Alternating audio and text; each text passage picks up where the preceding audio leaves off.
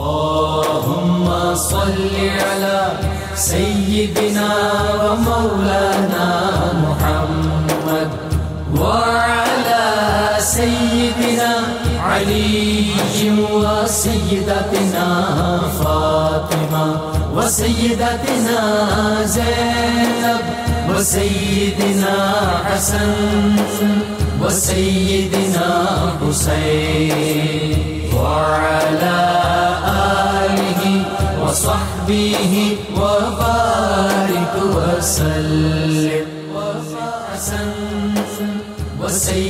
بسم اللہ الرحمن الرحیم۔ السلام علیکم ناظرین، پروگرام صبح نور کے ساتھ آپ کا میزبان نذیر احمد غازی حاضر ہے۔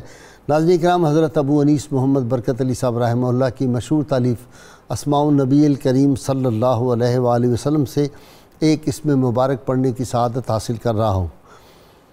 سیدنا جمیل صلی اللہ علیہ وآلہ وسلم، ہمارے سردار حسن و جمال کے پیکر، درود و سلام بھیجے اللہ آپ صلی اللہ علیہ وسلم، آپ کی آل پاک اور آپ کے صحابہ کرام پر۔ حضرت قتادہ رضی اللہ عنہ بیان فرماتے ہیں کہ اللہ تعالیٰ نے جتنے بھی انبیاء کرام علیہم السلام مبعوث فرمائے، وہ سب کے سب خوبصورت چہرے اور حسین آواز والے تھے۔ ہمارے نبی کریم صلی اللہ علیہ وآلہ وسلم تمام انبیاء کرام علیہم السلام سے زیادہ حسین اور خوبصورت آواز کے مالک تھے۔ آپ صلی اللہ علیہ وآلہ وسلم ایک ہی بات کو بار بار دہرایا نہیں کرتے تھے، اور آپ صلی اللہ علیہ وسلم کے کلام مبارک کا ہر لفظ اور ہر جملہ علیحدہ علیحدہ ہوا کرتا تھا۔ ناظرین کرام، آج ہم ایک ایسے عاشق رسول کا تذکرہ پاک اور ان کے یوم شہادت کے حوالے سے ان کی عظمتوں کا تذکرہ کرنے کے لیے اکٹھے ہوئے ہیں۔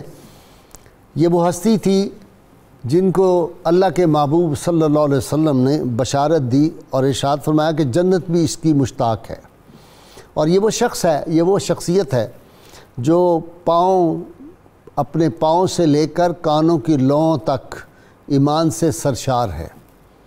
یہ وہ شخصیت ہے جن کے والد اور والدہ نے سب سے پہلے اسلام کی راہ میں قربانی دی اپنی جان کی، اور اولین شہداء میں ان کا شمار ہوتا ہے۔ والد کو درے اور کوڑے مار مار کر شہید کر دیا گیا، اس طرح کا ظلم کیا گیا ان پہ، لیکن راہ حق سے وہ بال برابر نہیں کفار مکہ ان کو ہٹا سکے، اور ان کی والدہ حضرت سمیہ رضی اللہ تعالی عنہا کو 2 اونٹوں کے ساتھ، ایک ٹانگ ان کی ایک اونٹ کے ساتھ، ایک ٹانگ دوسری جو تھے اونٹ کے ساتھ باندھ کے ان کو مخالف سمتوں میں دوڑایا گیا، اور ان کے جسم کے 2 ٹکڑے ہو گئے۔ اور خود اس شخصیت کو اتنی اذیتیں دی جاتی تھی۔ سیدنا بلال حبشی اور رضی اللہ تعالی عنہ اور ان کے بارے میں جب میں پڑھتا ہوں تو یہ اندازہ کرنا مشکل ہوتا ہے کس کو زیادہ اذیتیں، کس کو راہ حق میں زیادہ مصیبتیں اور تکلیفیں دی گئی، اور کون ہر وقت یہ کہتا تھا ادھر آ ستمگر ہنر آزمائیں، تو تیر آزما ہم جگر آزمائیں۔ ایسی استقامت کے آدمی پڑھتے ہوئے کانپ جاتا ہے۔ ایک دن آپ صلی اللہ علیہ وسلم کی نگاہ پاک پڑی، ان کے سر پہ مخالفوں نے ان کے سر کو آگ لگا دی تھی۔ اللہ کے محبوب صلی اللہ علیہ وسلم دعا کی، یا اللہ اس کے سر پہ آگ کو اسی طرح ٹھنڈا کر دے جس طرح سیدنا ابراہیم پہ ٹھنڈا کی تھی، اور وہ آگ ٹھنڈی ہو گئی۔ جب یہ اسلام لے آئے اور مدینہ منورہ میں صحابہ کرام کے درمیان بیٹھتے تھے، اور کبھی ان کی پشت سے کپڑا اٹھاتے اپنے کرتے کا، تو وہاں پہ ابھی تک جلنے کے نشانات اور سیاہ نشانات باقی تھے جو کفار مکہ ان پہ ظلم اور زیادتیاں کرتے تھے۔ پھر ناظرین کرام، سید عالمین صلی اللہ علیہ وسلم کی محبت کا ان سے یہ عالم تھا کہ آپ نے فرمایا اس کو جو راضی رکھے گویا اس نے اللہ کو راضی کیا، جس نے ان کو اذیت دی، تکلیف دی، اس نے اللہ کو ناراض کر دیا۔ اور خالد بن ولید رضی اللہ تعالیٰ عنہ جیسا خالد سیف اللہ، اتنا جلیل قدر صحابی، وہ کہا کرتے مجھے اس بات سے بڑا ڈر لگتا ہے کہ کہیں عمار بن یاسر مجھ سے ناراض نہ ہو جائے، مجھے ان کی خوشنودی درکار ہے۔ نبی عالمین صلی اللہ علیہ وسلم کے دامن پاک سے بہت اولین جو لوگ چند وابستہ ہوئے، ان میں سیدنا عمار بن یاسر رضی اللہ تعالیٰ کا نام ہے۔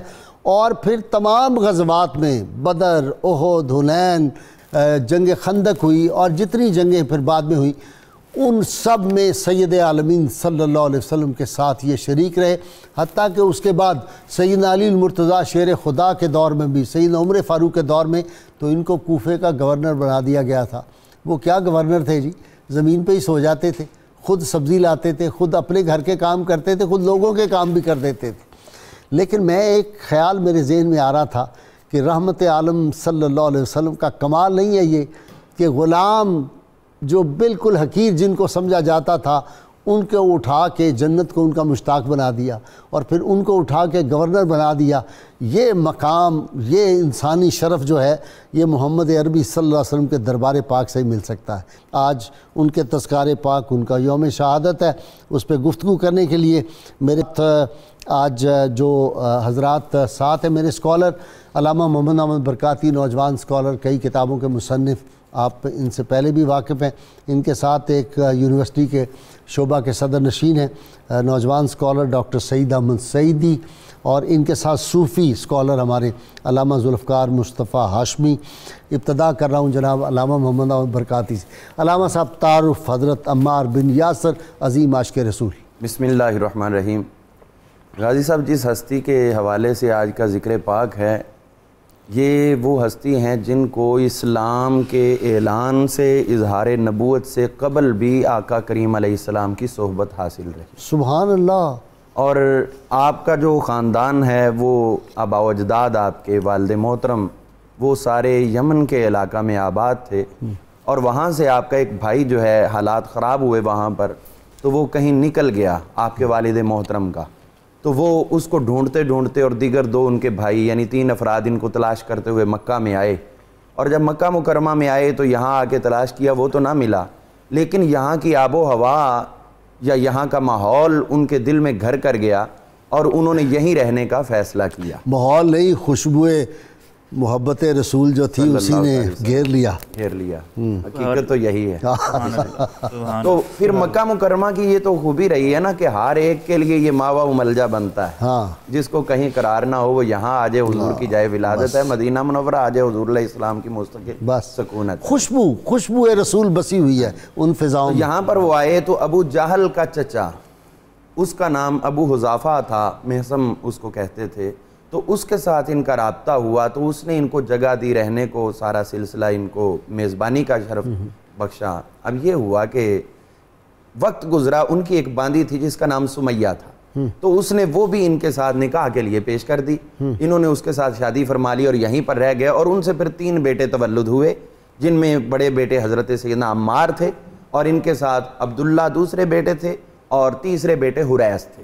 تو حریث کو جو ہے وہ بنو الدیل کے لوگوں نے حضور کے اظہار نبوت سے قبل قتل کر دیا تھا، لیکن باقی حضرت سیدنا عمار بن یاسر رضی اللہ عنہ اور حضرت عبداللہ، یہ دونوں نبی کریم علیہ السلام کے غلام بنے۔ آپ کی عمر مبارک جو ہے وہ 94 برس۔ تو اب یہ ہوا کہ ان کی شادی ہو گئی، تو اس سے جو ہے وہ آگے حضرت عمار پیدا ہوئے حضرت سمیہ بن خیاط سے۔ یہ چونکہ ان کی باندی تھیں، اور اصول جو تھا اس کے مطابق جو ابو حذیفہ تھا اس نے ان کو آزاد کر دیا تھا۔ اب جو ان کے اوپر یہ ان کی والدہ پہ ظلم و ستم ابو جہل کے ہیں، قبیلہ بنی مخزوم کی سرداری ابو جہل کو ملی، تو ابو جہل نے اپنے گھر کی باندی ہونے کے ناطے ان پہ ظلم کرنا اپنا حق سمجھا، اسی لیے ان پہ ظلم و ستم زیادہ کرتے رہے۔ اور حالانکہ یہ الگ بات ہے کہ وہ حذیفہ جس کی یہ باندی تھیں، ان کا بیٹا ابو حذیفہ کا بیٹا حذیفہ یعنی ابو جہل کا کزن، وہ مسلمان بھی ہوا، حضور کا غلام بنا، اور پھر اس نے حبشہ کی طرف ہجرت بھی کی۔ یہ حذیفہ بن یمان وہ اور ہیں، ان حذیفہ بن یمان کو حضور وہ ان کے بھائی بنایا تھا، ان کو مواخات میں ہجرت مدینہ میں جو ہے وہ بنایا تھا۔ یہ حذیفہ اور تھے، ان کا وصال ہو گیا تھا۔ تو اب غازی صاحب یہ وہ شخصیت ہیں کہ جن کے اوپر آپ نے شعر میں ابتدا میں واضح کر دیا کہ فیصلہ کرنا مشکل ہے کہ حضرت سیدنا بلال حبشی پہ زیادہ مظالم ہے یا ان پہ۔ حضرت سیدنا عمار بن یاسر رضی اللہ عنہ کے اوپر ظلم کی ایک مثال دیکھیں کہ یہ کیا جاتا کہ لوہے کا لباس پہنا کر مکہ کی گرمی میں، اور پھر رمضان علاقہ تھا جدھر کوئی سائے وغیرہ کا تصور نہیں تھا، وہاں اور سر پہ خود دے کر پھر پاس آگ جلا کر ان کو رکھ دیا جاتا، اتنی گرمی سورج کی، آگ کی، اور جسم ابل رہا ہوتا تھا آپ کے والد محترم پر بھی۔ اور ایک یہ وہ وقت آ گیا جب خود آقا کریم علیہ السلام اور حضرت سیدنا عثمان غنی رضی اللہ عنہ یہ وہاں سے گزرے، تو حضرت یاسر آپ کے والد نے ایک جملہ بولا تھا، وہ کہنے لگے یا رسول اللہ الدار ہاکذا، کیا ہم پہ ظلم اسی طرح ہوتا رہے گا؟ زمانہ ایسے ہی ہم پہ رہے گا؟ تو حضور صلی اللہ علیہ وسلم نے ان کو صبر جمیل کی تلقین کی اور فرمایا کہ گھبراؤ نہیں، تمہارا ٹھکانہ اللہ تعالیٰ نے ابھی سے جنت تیار فرما دی۔ ابھی سے سیدی صاحب جنت تیار ہوگی، پہلی بشارتیں مل رہی، کیا خوش بخت لوگ تھے۔ زخم کھا کے بھی رہیں گے عشق میں ثابت قدم، وہی تھک جائے گا آخر امتحان لیتے ہوئے۔ واہ واہ واہ، حضرت عمار ابن یاسر رضی اللہ عنہ اور آپ کے جملہ رفقا صحابہ کرام جن کا مبارک ذکر کر رہے ہیں، حضرت عبداللہ ابن مسعود رضی اللہ عنہ فرماتے ہیں جب اللہ تعالیٰ نے کائنات بنائی تو تمام لوگوں کے دلوں پر نظر ڈالی، سب سے زیادہ اپنی طرف شوق رکھنے والا دل انہوں نے اللہ تعالیٰ نے رسالت مآب صلی اللہ علیہ وسلم کا پایا، ٹھیک، پھر اسے چن لیا، پھر مخلوق کے دلوں پر نظر ڈالی تو اللہ کے محبوب کے اوپر جانے نثار کرنے والے صحابہ کا دل پائے، اللہ نے پھر ان کو چن لیا۔ واہ واہ، یہ حضرت عبداللہ ابن مسعود رضی اللہ عنہ، سلیکٹڈ ونز تھے، سلیکٹڈ ونز، بالکل ایسے، اور پھر یہ تو سلیکٹڈ ونز سے بھی ٹاپ کے سلیکٹڈ ونز تھے۔ بالکل جی، آپ فرمائیں کہ 14 وزیر، ہر نبی کو 7 وزیر ملے، مجھے 14 ملے اور 14 میں ایک عمار بن یاسر۔ عمار ابن یاسر، اس سے پتہ چلتا ہے حضرت عمار ابن یاسر رضی اللہ عنہ اور حضور علیہ السلام کو ان سے اتنی محبت تھی، واہ، اتنی محبت تھی، لفظ قاصر ہیں، اینٹیں اٹھا رہے ہیں، رسول اللہ صلی اللہ علیہ وسلم کی بارگاہ میں حاضر ہوتے ہیں، ایک کی بجائے 2 اینٹیں اٹھا رہے ہیں، ایک اپنی طرف سے، ایک رسول اللہ صلی اللہ علیہ وسلم کی طرف سے۔ آپ ان کے سر کی زلفیں ہٹا رہے ہیں، ان کے سر سے مٹی صاف کر رہے ہیں، یعنی ایسی محبوبیت۔ اور پھر یہ وہ شخصیت ہے جو اسلام کے محسن ہے، مسجد قباء کی بنیاد بھی انہی نے رکھوائی تھی، اور انہوں نے کہا دیکھیں نبی رحمت صلی اللہ علیہ وسلم نے جلوہ فرما ہونا ہے، آپ کہاں بیٹھیں گے؟ کوئی سایہ ہونا چاہیے، کوئی جگہ ہونی چاہیے جہاں اللہ کی بارگاہ میں جبین نیاز جھکا سکیں۔ تو ان کے مشورے سے پتھر پھر اکٹھے کیے گئے۔ 91 سال کی عمر جب تھی نا تو لوگ سمجھتے تھے کہ یہ 40-45 کے ہیں، بالکل ایسے۔ صحت دیکھیں نا کتنی زوردار ہے، ہر جنگ میں جس طرح یہ لڑے ہیں بہادری کے ساتھ۔ جی ہاشمی صاحب، کمال ہے، میرا خیال ہے اللہ تعالیٰ ان پہ خاص کرم ہوتا ہے نا، ان کی عمریں جو ہیں وہ جتنی مرضی ہو جائیں، قوت ایمانی ان کو اتنی قوت دے دیتی۔ بسم اللہ الرحمن الرحیم۔ جی قبلہ غازی صاحب، بے شک ایسا ہی ہے، آپ رضی اللہ تعالیٰ عنہ کے سیر نگاروں نے لکھا ہے کہ آپ عظیم الجثہ تھے، لحیم شہیم تھے اور قوی بدن تھے، اور یہی وجہ ہے کہ کوئی بھی مارکہ اسلام کے خلاف ہوا تو آپ رضی اللہ تعالیٰ عنہ اپنے یوم وصال تک، جو کہ آج کا دن ہے، آپ صف اول میں نظر آتے تھے۔ شہادت کا آج آپ کی شہادت، جی ہاں بالکل یوم شہادت ہے، تو آپ صف اول میں نظر آتے تھے مارکہ بدر سے لے کے، اور یہ جنگ صفین کا موقع ہے جس پر آپ کی شہادت ہوئی ہے۔ آپ رضی اللہ تعالیٰ عنہ جذبہ شہادت سے سرشار تھے، اور اسلام کی خاطر قربانیاں دینا جو ہے وہ جس قدر آپ کے حصے میں آیا ہے یہ آپ کا خاصہ ہے۔ آپ رضی اللہ تعالیٰ عنہ کے سوا کسی اور کو یہ نصیب نہیں ہوا، اور یہی وجہ ہے کہ آپ نے انٹرو میں بھی تھوڑا سا بتایا کہ حضرت سیدنا آج کے ہمارے جو ممدوح ہیں، آپ رضی اللہ تعالیٰ عنہ کے علاوہ حضرت سلمان فارسی رضی اللہ تعالیٰ عنہ اور حضرت سیدنا بلال حبشی نہیں جی، حضرت سلمان فارسی رضی اللہ عنہ، حضرت مولا علی کرم اللہ تعالیٰ وجہ الکریم ہے، یہ 3 لوگ ہیں جن کے لیے جو ہے وہ جنت مشتاق ہے۔ جی ہاں، جن کے لیے جنت مشتاق ہے۔ اور فرمایا گیا، حضرت علی المرتضیٰ شیر خدا رضی اللہ عنہ فرماتے ہیں کہ نبی رحمت شفیع امت صلی اللہ علیہ وسلم نے فرمایا کہ ان کے لیے بشارت دیتے ہوئے فرمایا کہ ان پر اللہ تبارک و تعالیٰ نے عمار کا گوشت اور خون اس پر جہنم کو حرام فرما دیا ہے۔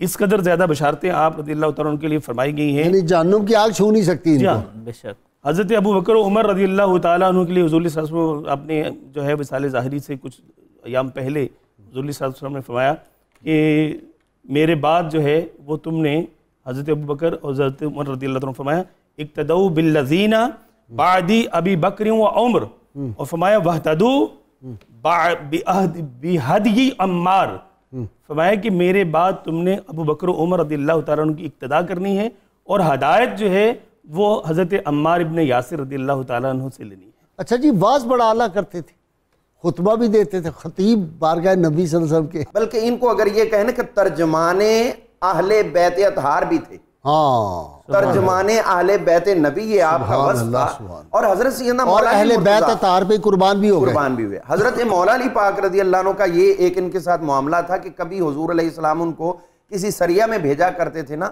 تو یہ واپس آتے مولا علی پاک رضی اللہ تعالیٰ عنہ, تو پھر پیچھے جو باتیں حضور کی ہوا کرتی تھی وہ ان سے پوچھا کرتے تھے اچھا کہ آپ نے کیا کیا کلام فرمایا.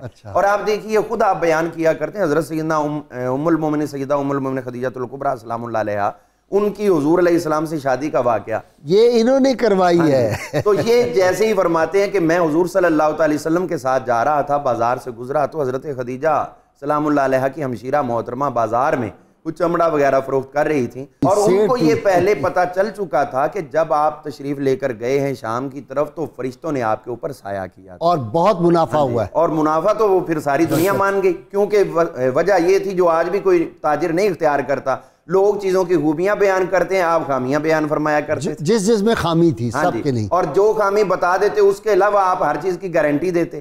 اور اسی طرح جو ہے وہ معاملات خیر تجارت کے الگ ہیں.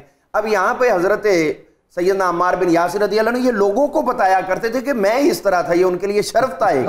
تو اس وقت یہ ہوا کہ جیسے ہی انہوں نے بات کی حضور صلی اللہ علیہ وسلم سے گفتگو ہوئی, آپ نے ادھر سے جواب دیا, وہ ادھر سے بات, اس طرح چلتے چلاتے آخرکار حضور علیہ السلام تیار, انہوں نے کہا میں گھر میں بات کروں گی, ادھر سے کر کے پیغام بھیجا. جب حضور علیہ السلام بارات لے کر جناب ابو طالب اور دیگر اہل خانہ گئے ہیں تو ان باراتیوں میں حضرت عمار بن یاسر بھی شامل, سرکار کے باراتی بن کر گئے. کیسا دولہا, کیسے باراتی, آسمان سے. اور پھر آپ یہ دیکھیے کہ آپ کی جو ایک کنیت مشہور ہے ابو الیقظان, یہ ابو الیقظان کنیت آپ کو حضرت سیدنا مولا علی مرتضیٰ شیر خدا نے عطا فرمائی.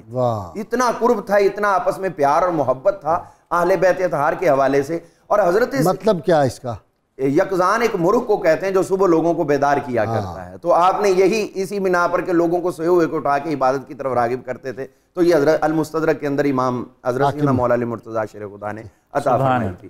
حضرت سیدنا مولا علی مرتضیٰ شیر خدا کے ساتھ ان کی محبت کا یہ عالم دیکھیں کہ لوگ رک گئے اس وقت صفین کے موقع پر. حضرت خزیمہ بن ثابت انصاری جن کی گواہی سرکار نے 2 مردوں کے برابر قرار دی تھی, وہ رک گئے اور کہیں انہوں نے کہا دیکھنا ہے عمار کدھر ہوگا. حضور نے فرمایا تھا جدھر عمار ہے. عمر بن عاص بھی تو واپس ہو گئے تھے اسی وجہ سے, کہ عبداللہ بن زبیر بھی اسی لیے واپس ہوئے. انہوں نے کہا یہ ادھر ہے. نہیں, یہ تو رکے رہے نا, یہ تو شریک ہی نہیں ہوئے. انہوں نے کہا میں نے دیکھنا ہے عمار کو, جدھر یہ ہوں گے ادھر میں جاؤں گا. چونکہ حضور علیہ السلام نے فرمایا تھا جدھر عمار ہوگا حق ادھر ہوگا, اور تجھے باغی گروہ جو ہے وہ شہید کرے گا. جی ڈاکٹر سعیدی.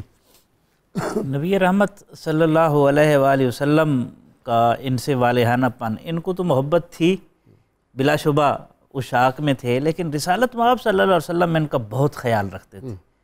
ایک مرتبہ نبی رحمت صلی اللہ علیہ وسلم کی خدمت میں حاضر ہوئے تو اجازت لینے لگے, تو نبی رحمت صلی اللہ علیہ وسلم کو پیغام دیا گیا, تو آپ نے فرمایا ایذنوا لہو مرحبا بالطیب المطیب. آئے ہائے ہائے, خوشبودار کہہ دیا. ہاں جی, آپ نے فرمایا انہیں آنے دو, عمار کو آنے دو.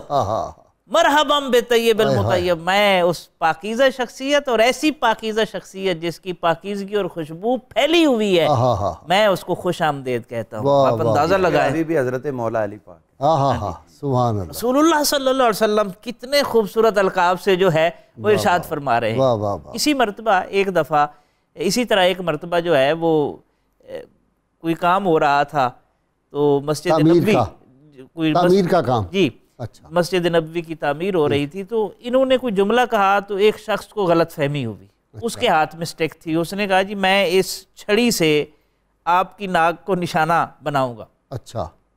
رسالت مآب صلی اللہ علیہ وسلم سن رہے تھے, آپ جلال میں آ گئے. آپ نے فرمایا اس کا عمار سے کیا مقابلہ ہے. ہائے ہائے ہائے, عمار انہیں جنت کی طرف بلاتا ہے اور یہ جہنم کی طرف بلاتے ہیں. ہائے ہائے ہائے. اور پھر اسی دوران عرض کی یا رسول اللہ صلی اللہ علیہ وسلم, میرے ساتھیوں نے میرے اوپر اتنا وزن ڈال کے مجھے تو مار دے, زندہ مار. اصل میں طاقتور تھے نا. ہاں جی بالکل ہے. تو وہ صحابہ بھی کہتے تھے یہ طاقتور ہے, یہ زیادہ اٹھا لے گا. انہوں نے جب ایک دفعہ تو گر کے بے ہوش ہو گئے تھے. بے ہوش ہوئے, تو نبی رحمت صلی اللہ علیہ وسلم کی خدمت میں عرض کی, ظاہر ہے دوستوں کی دل لگی ہوتی ہے آپس میں, تو عرض کرنا.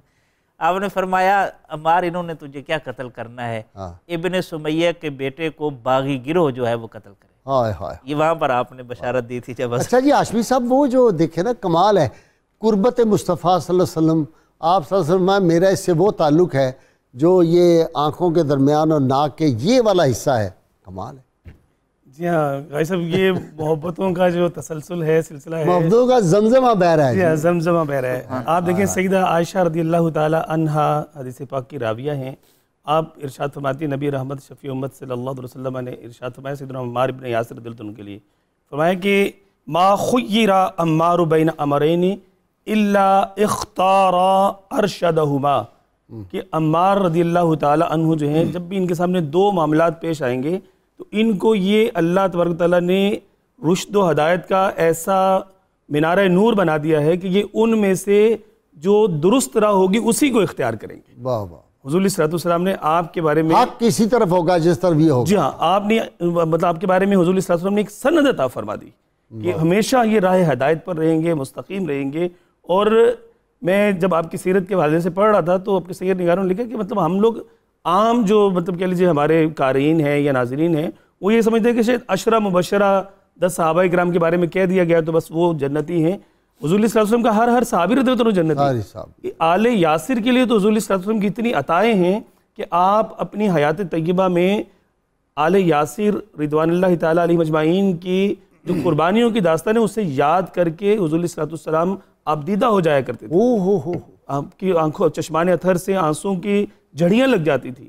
اور جب آپ حضرت عثمان غنی رضی اللہ تعالیٰ عنہ کے ساتھ حضور صلی اللہ علیہ وسلم مدینہ مکہ مکرمہ کے جو ہے وہ باہر کسی وادی میں تشریف لے گئے تو آپ نے دیکھا کہ وہاں پر حضرت سمیہ رضی اللہ تعالیٰ عنہا، حضرت یاسر بن عامر جو آپ کے والد ہیں، آپ کے بھائی حضرت عبداللہ ابن یاسر، حضرت عمار ابن یاسر، ان کو لوہے کی زریں پہنا کے تپتے ہوئے مطلب کہہ لیجیے کہ عرب کے اس پتھریلے جو میدان ہے، جی ہاں، وہاں پر آپ کو کھڑا کیا گیا تھا۔ تو حضور صلی اللہ علیہ وسلم نے جو ہے وہ آپ کو بشارت دی کہ اللہ تبارک و تعالیٰ جو ہے وہ آپ کو جنت میں داخل فرمائے گا۔ ناظرین کرام، یہ اس عظیم عاشق رسول صلی اللہ علیہ وسلم کا ذکر پاک ہے۔ سیدنا بلال حبشی رضی اللہ تعالیٰ عنہ اور عمار بن یاسر دونوں کو جو تکالیف آئیں، بس یہ دیکھنا پڑتا ہے کہ کس نے زیادہ راہ حق میں قربانی دی، گنی نہیں جا سکتی۔ دونوں کی ایک طرف دیکھتے ہیں تو بلال حبشی کا عشق جو ہے وہ آسمان کی بلندیوں کو چھو رہا ہے، دوسرے عمار بن یاسر، دونوں کی جنت مشتاق، کیا ان کا مقام ہے اس شاک مصطفیٰ صلی اللہ علیہ وسلم کا۔ اور ان کا تذکرہ پاک جب کرتے ہیں میرا ایمان اور یقین ہے کہ مکین گنبد خضرا صلی اللہ علیہ وسلم بہت خوش ہوتے ہیں کہ ان کے غلاموں کا، ان کے اس شاک کا تذکرہ ہے۔ یہ تذکرہ جاری رہے گا۔ اس برکت کے ماحول میں برکتیں سمیٹنے میں صرف ہم نہیں، ہمارے ناظرین و سامعین بھی ہمارے ساتھ شریک ہیں، ہمارے ساتھ شریک رہیے گا۔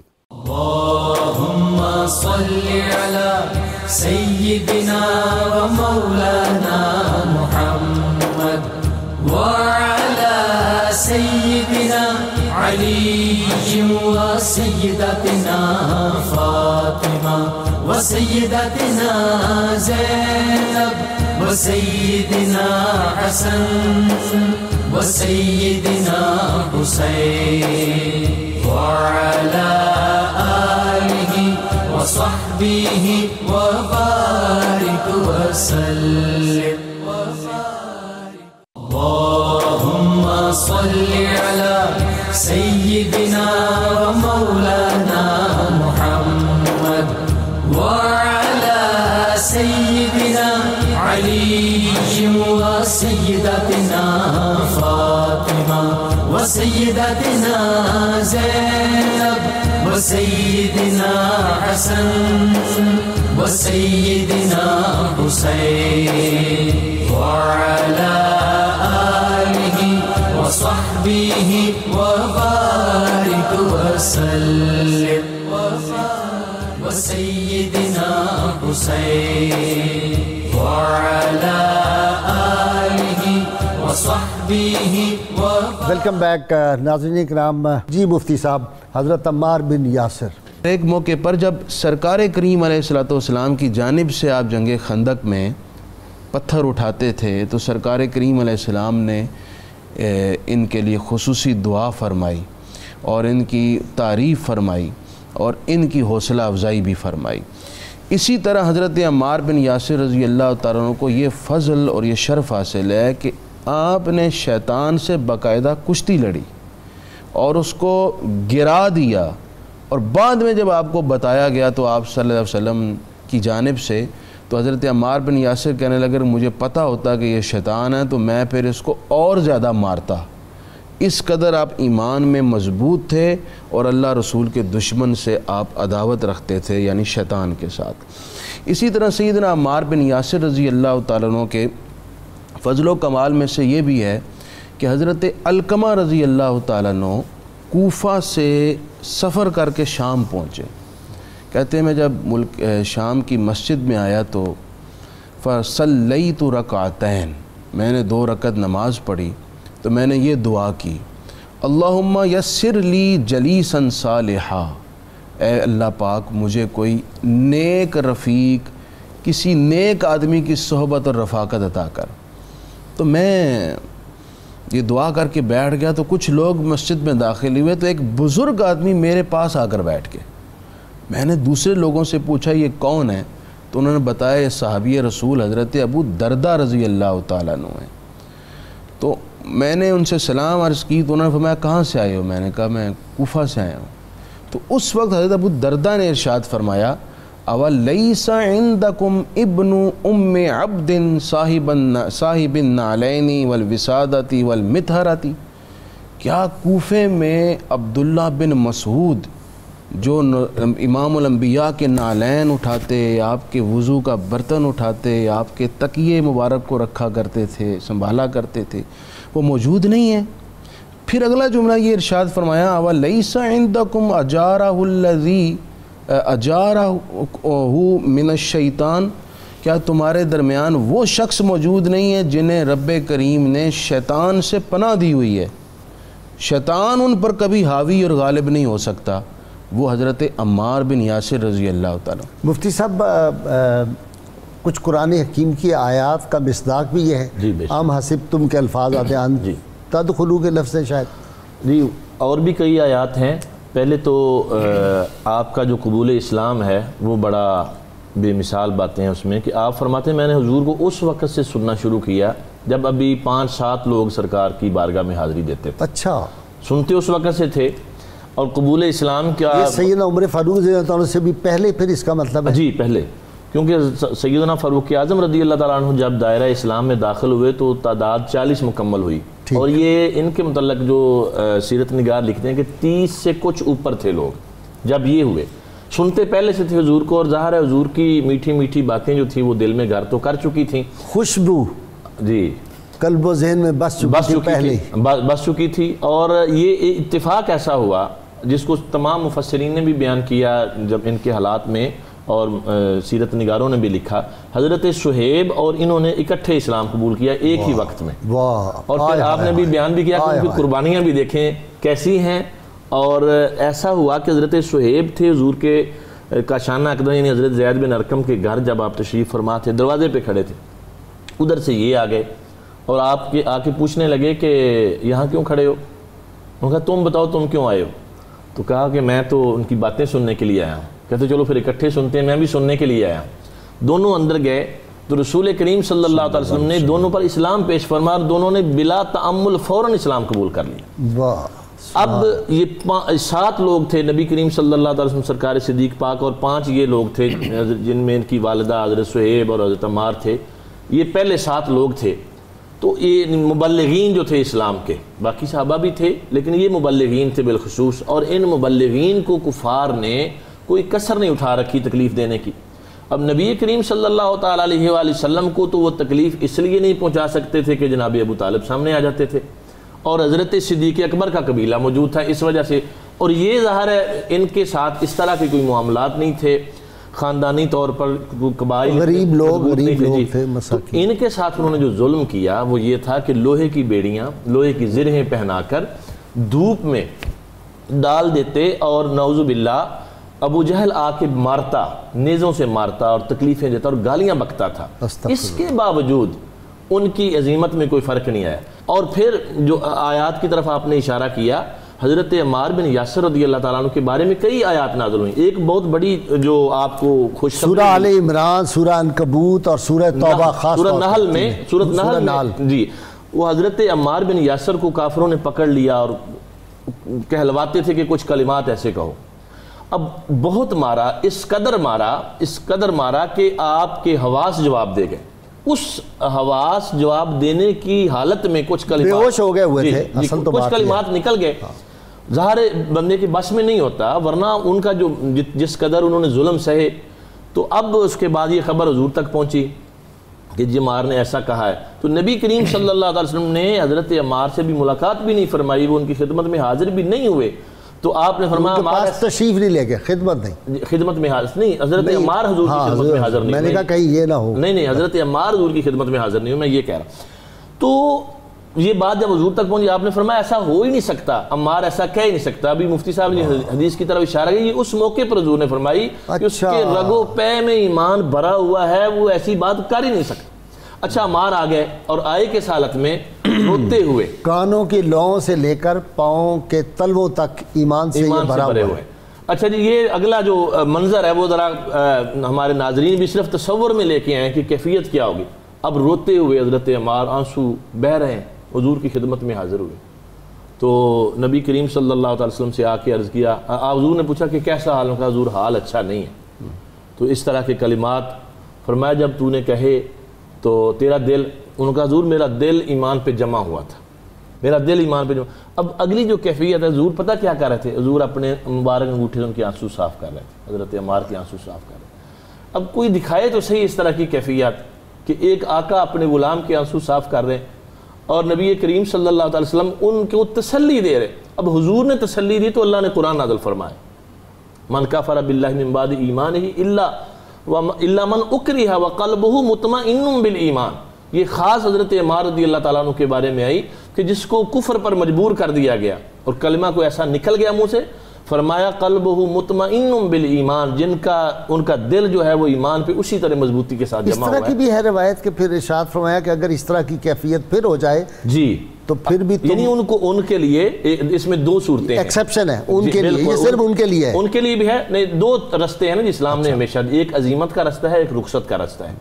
تو عزیمت جو ہوتی ہے یہ اس پر عمل کرنا، جو پیشوایان دین ہوتے ہیں، جو بڑے لوگ ہوتے ہیں، جو قائد دین امام حسین ہوتے ہیں جی، ان پر لازم ہے کہ وہ عزیمت کا رستہ ہی اختیار کریں. دوسرے جو لوگ ہوتے ہیں عامی مسلمان، ان کے لیے رخصت کی اجازت دی گئی ہے. تو یہاں بھی نبی کریم صلی اللہ علیہ وسلم کا یہ فرمان، معاذ اللہ کفر کی اجازت نہیں حضور دیتے، رخصت کی رخصت دی ہے، کبھی دوبارہ تکلیف. یعنی حضور کی شان کیا ہے؟ یہی کیفیت ہو، اس سے مراد یہ عزیز علیہ ما عنتم حریص علیکم بالمؤمنین رؤوف الرحیم. حضور کا امت کو، غلاموں کو مشقت میں پڑنا گوارا نہیں ہے. تو حضور سمجھتے ہیں کہ میرے غلام کو تکلیف ہوگی، تو آپ نے فرمایا اگر کبھی تمہارے ساتھ دوبارہ اس طرح کا ظلم اسی طرح کا ظلم ہو تو الفاظ اس طرح کے تم ادا کر سکتے ہو. جی بسم اللہ الرحمن الرحیم. غازی صاحب، میں یہاں بطور خاص اس بات کی طرف اشارہ کرنا چاہتا ہوں، میرے اور آپ کے ایمان، یہ کسی بھی مسلمان مومن کے ایمان کی پرکھ اور جانچ کا ایک ہی راستہ ہے، اور وہ ہے تقرب الی اللہ اور تقرب الی الرسول. سبحان اللہ. دونوں قربتیں جتنی زیادہ ہوں گی، ایمان کی پختگی اور دوام، اتھینٹسٹی اتنی ہی زیادہ ہوگی. ہمیں ان دونوں پہلوؤں کے حوالے سے حضرت عمار بن یاسر کی شخصیت کو دیکھنا ہے کہ تقرب الی اللہ کیسا تھا اور تقرب الی الرسول کیسا تھا، اور دونوں میں یہ مجھے سر فہرست اور ٹاپ پر نظر آتے ہیں. رسالت امام علیہ السلام کی بارگاہ میں جبریل میں حاضر ہوئے اور عرض کیا کہ آپ کے نزدیک صحابہ میں بلند پایا صحابہ کون ہے، مقام کس کا بلند ہے؟ فرمایا بدری صحابہ کا. تو آپ نے سوال کیا جبریل یہ بتائیے کہ اللہ کے نزدیک فرشتوں میں زیادہ مقام کس کا ہے؟ تو عرض کیا کہ اللہ کے نزدیک وہ فرشتے زیادہ مقرب ہیں اور زیادہ بلند پایا ہیں جنہوں نے آپ کے صحابہ کے ساتھ مل کے میدان بدر کے اندر جہاد کیا. پہلی بات تو یہ کہ آپ غزوہ بدر میں موجود تھے، ایک آپ کا لطیف اور خوبصورت پہلو. دوسری بات دیکھیے صلح حدیبیہ میں بیعت رضوان کے اندر بھی آپ موجود تھے، اور میں اور آپ تا دم آخر ہمیں کہیں سے سیٹسفیکشن نہیں ملتی کہ اللہ ہم سے راضی ہے یا نہیں راضی. ساری زندگی عبادت و ریاضت میں گزر جاتی ہے، اطاعت الہی میں گزر جاتی ہے. دعویٰ نہیں کر سکتے، کوئی دعویٰ نہیں کر سکتا. لیکن یہ وہ نفوس قدسیہ ہے جن کی تصدیق اللہ نے خود فرما دی کہ میں ان سے راضی ہوں. بیعت رضوان میں اب دیکھیے لقد رضی اللہ عن المؤمنین اذ یبایعونک تحت الشجرہ، کہ جنہوں نے بیعت کی ان سب سے میں راضی ہوں. درخت کے نیچے بیعت رضوان کے حوالے سے بات آ رہی. دوسری ان پر مہر ثبت ہو گئی اللہ کی رضا کی. اور تیسری جیسے مفتی صاحب نے اشارہ کیا کہ اللہ تعالیٰ نے ان کی ایمان کی تصدیق بھی فرما دی. فرمایا من کفر باللہ من بعد ایمانہ، دیکھیں وہ آیت ابھی پڑھی مفتی صاحب نے کہ ان کے ایمان کی تصدیق بھی فرما دی، تو گویا میرے اور آپ کے ایمان میں تو کسی مرحلے پر یا لمحے پر تغیر تبدل ممکن ہے، اللہ نہ کرے ایسا لمحہ آئے، لیکن یہ وہ ہستیاں تھیں کہ جن کے ایمان کی ثقاہت اور پختگی کی جو ہے خبر اللہ تبارک و تعالیٰ نے خود جو دی۔ تینوں باتیں دیکھیے، پھر رسالت امام علیہ السلام کا آپ دیکھیے کہ اللہ تعالیٰ ارشاد فرماتے ہیں کہ تمہارے لیے میرے نبی کی ذات بہترین نمونہ ہے، لیکن میرے نبی فرماتے ہیں کہ اے صحابہ اگر میرے بعد، امام ترمذی کی روایت، میرے بعد اگر تمہیں کسی کا اتباع اور پیروی کرنی ہے تو صدیق اکبر اور عمر فاروق ہیں، اور فرمایا واہتدوا بہدی عمار، لیکن ایک بات کہہ دوں تم نے چلنا عمار کی روش پہ ہے، یعنی عمار کی سیرت کو اپنانا ہے۔ گویا رسالت امام علیہ السلام کے پیش نظر جیسے اللہ تبارک و تعالیٰ کے پیش نظر اپنے محبوب کی پوری حیات طیبہ تھی، ظاہر بھی تھا باطن بھی تھا، فرما دیا اللہ نے فرمایا کہ تم نے میرے حبیب کی ذات کو اسوہ اپنا نمونہ کامل بنا لینا ہے۔ میرے نبی نے فرمایا کہ میرے بعد عمار جو ہے تم نے اس کی روش کو اختیار کرنا ہے۔ گویا میرے نبی کے پیش نظر نگاہ نبوت میں عمار بن یاسر کے جمی پہلو موجود تھے۔ ایسا بھی تھا کہ مطلب حضرت عبداللہ بن مسعود سے بھی زیادہ بعض اوقات جی بالکل فقہ کی باتیں انہوں نے کی ہیں، بے شک اس میں بلکہ ان کو بعض معاملات میں رجوع کرنا پڑا، بالکل ایسا بھی ہے، بالکل ایسا بھی ہے۔ اور آپ نے فرمایا میرے ہر نبی کے 7 نقباء ہیں، لیکن اللہ نے مجھے 14 نقباء عطا فرمائے ہیں۔ تو آپ پوچھا کہ من ہم، تو آپ نے پہلے فرمایا انا و ابنائیہ، میں اور میرے 2 نواسے۔ آغاز آپ نے اپنے نواسوں سے کیا، میں اپنی ذات سے کیا، فرمایا ابنائیہ میرے نواسے، وجعفر، پھر پوری تفصیل آتی 14 کی۔ ان نقباء کے اندر نام عمار بن یاسر کا بھی موجود ہے۔ تو یعنی آپ کرائٹیریا دیکھتے چلے جائیے، معیار دیکھتے چلے جائیے، عمار بن یاسر کی ذات اور شخصیت ہمیں بڑے بلند مقام پر نظر آتے ہیں۔ اچھا جی مفتی صاحب، فقہ اور احادیث بھی آپ سے مروی ہیں؟ جی بالکل، متعدد احادیث مروی ہیں اور فقہ میں بھی آپ کے بہت سارے اقوال ہیں، بلکہ آپ بڑے زیرک تھے اور زمانے کے عرف کا لحاظ کر کے بھی آپ بات ارشاد فرمایا کرتے تھے۔ ایک صاحب نے ایک مسئلہ دریافت کیا اور مسئلہ بالکل نیا تھا۔ آپ نے پوچھا کیا یہ مسئلہ واقع ہو گیا ہے؟ کہا جی ابھی واقع تو نہیں ہوا لیکن ممکن ہے کبھی واقع ہو جائے۔ تو فرمایا جب واقع ہوگا اس وقت ہم اس کا حل بھی بتا دیں گے، پیشگی ابھی ضرورت نہیں ہے کہ ہم ایک نیا مسئلہ بیان کر کے لوگوں کو خواہ مخواہ اضطراب میں مبتلا کر دیں۔ یہ آپ کا ایک گہری نظر تھی۔ دوسرا اسی طرح ایک حدیث مروی آپ سے المعجم الاوسط میں ہے، امام طبرانی نے نقل کی کہ آپ مغرب کے بعد 6 رکعت نماز اوابین کے ادا کرتے۔ کسی نے پوچھا آپ ایسے کیوں کرتے ہیں؟ فرمایا کہ میں نے سید الانبیاء صلی اللہ علیہ وسلم اپنے آقا و مولا کو دیکھا کہ آپ بعد از مغرب 6 رکعت نماز اوابین پڑھتے تھے، اور آپ نے یہ ارشاد فرمایا کہ جس نے نماز اوابین پڑھی اس کے تمام گناہ معاف کر دیے جائیں گے اگرچہ سمندر کی جھاگ کے برابر بھی کیوں نہ ہوں۔ سیدنا عمار بن یاسر رضی اللہ تعالی عنہ کا یہ بھی فضل ہے کہ ایک دفعہ دیہاتیوں کا ایک گروہ بھی تھا اور کچھ شہری لوگ بھی آپ کے پاس بیٹھے ہوئے تھے، تو گفتگو چل رہی تھی بیماری سے متعلق، اور آپ بیماری کے کچھ فوائد بھی بتا رہے تھے کہ بیماری کے فوائد بھی ہوتے ہیں۔ دوران بیماری تذکرہ بیماری نقصانات کا بھی ذکر ہوا، تو ایک دیہاتی نے اٹھ کر کہا کہ میں تو کبھی بھی بیمار نہیں ہوا، میں تو ٹھوس غذائیں کھاتا ہوں۔ تو حضرت عمار بن یاسر نے اس سے فرمایا کہ میں نے سنا تھا دربار رسالت سے کہ جس شخص کا ایمان کامل ہوتا ہے اللہ تعالیٰ اس کو زیادہ مصائب میں مبتلا کر کے اس کو آزماتا ہے۔ کلما زید فی ایمانی زید فی بلائی، تو لگتا ہے کہ ابھی بہت زیادہ ناقص ہے، تو عمل میں زیادتی کر، توبہ استغفار کر، تاکہ رب تعالیٰ تجھے آزمائش میں کامیاب کر۔ ایک صاحب نے گھر بنایا نیا بڑا مضبوط، اور حضرت عمار بن یاسر کو کہا ذرا آپ وزٹ کریں میرا گھر۔ آپ اندر داخل ہوئے، اس نے کہا جی میں نے دیواریں اتنی موٹی بنائی ہیں، چھت اتنی موٹی بنائی ہے، یہ جیسا کہ آج کل زلزلہ پروف گھر بنائے جاتے ہیں۔ تو حضرت عمار بن یاسر نے اس کے گھر کی تحسین کی، لیکن ساتھ اس کی تربیت بھی کی۔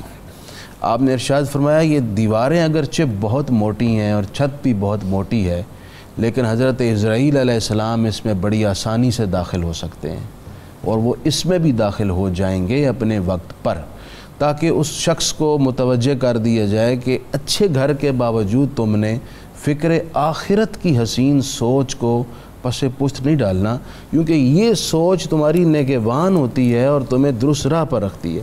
نبی پاک علیہ السلام نے ان کی اسی طبیعت، عادت اور اوصاف کی وجہ سے ارشاد فرمایا تھا کہ تم فاہتدوا بہدی عمار ابن یاسر، کہ تم میرے بعد جہاں دیگر شیخین کا ذکر فرمایا وہاں یہ فرمایا کہ عمار بن یاسر کی رہنمائی کے مطابق چلتے رہنا۔ بہت شکریہ مفتی صاحب آپ کا، مفتی صاحب آپ کا شکریہ، آپ کا علامہ صاحب شکریہ۔ ناظرین اکرام، اللہ کریم سے دعا ہے اللہ تعالیٰ میں حضور رحمت کونین صلی اللہ علیہ وسلم کی غیر مشروط محبت اور لامحدود وفاداری نصیب فرمائے۔